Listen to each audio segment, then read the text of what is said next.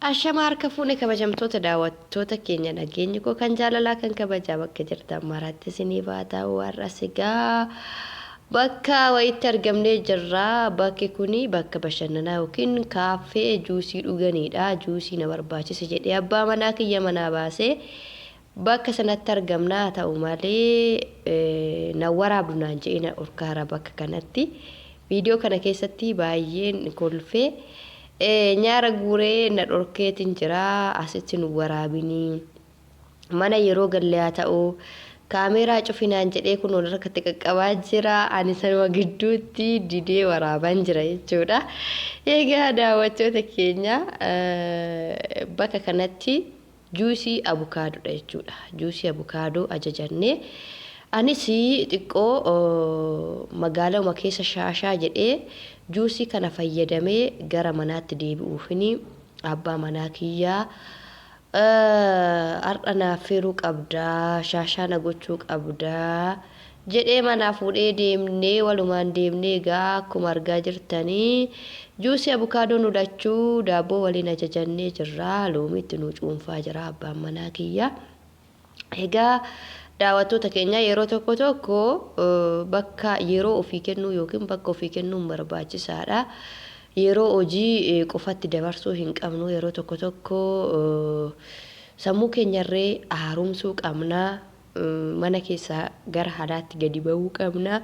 Yeroo hundumaa hojii kan jennu yoo ta'e hojiin gaarii ta'eeti. Yeroo tokko immoo yeroo ofii kennuunis immoo barbaachisaadha.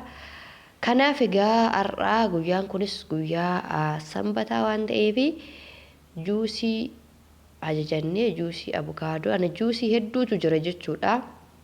Garuu abukaadoon baay'ee natti tola. Juusiin isaas salaaxaan isaas wanti hundi isaa abukaadoon natti tola.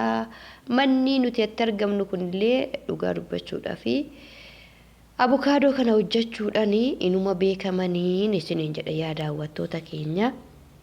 Haala ajaa'ibaatiin abukaadoo hojjetanii namaaf dhiyeessu.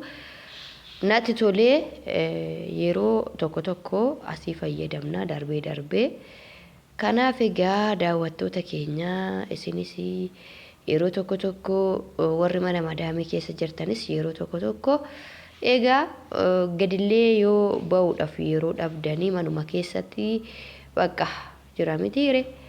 Wantootuma tokkoon juusii kanallee mana madaamitii hin dhabdanii abukaadoon asaakiltiin biyya arabaatii hin dhabamu guute waan ta'eef asaakiltii kanallee cimmaaqii garaagaraallee dhugaa of yaadadhaa faafaa jedhaan isiniin jedha. Of eegaa maaliif jennaan dursa ofii kennaa yeroo ofii kennaa. Maaliif yeroo hundumayyuu hojiidha yoo jennee hojiin gaariidhuma garuu yeroo ofii kennuunis gaariidha waan ta'eef kottaamee na waliinis fayyadamaa juusii kana qophaa koo amma kana fayyadamuurra kottaa nu waliin fayyadamaan isiniin jenna.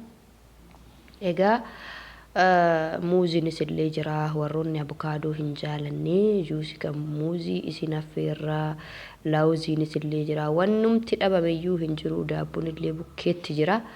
Kanaafi kottaan wajji fayyadamaa isiniin jedha. Akkasumallee namoonni viidiyoo dheengaddarratti gaafii tokko xaalli nu gootani viidiyoo aaraadhaan hin dhufna jechuudha bilisummaa wajjiniini. Gaafii keessanis isinii deebifna waan gaafii isinitti ta'e waan nu gaafattan seera qabeessan isiniif hin deebifnaan isiniin jedha daawwattoota keenya. Namoonni immoo meeshaa ajajachuu barbaaddanis lakkoofsa kee hin dhabnee warri jettan lakkoofsa koo yuutuubii jalaa fudhadhaa na dubbisa.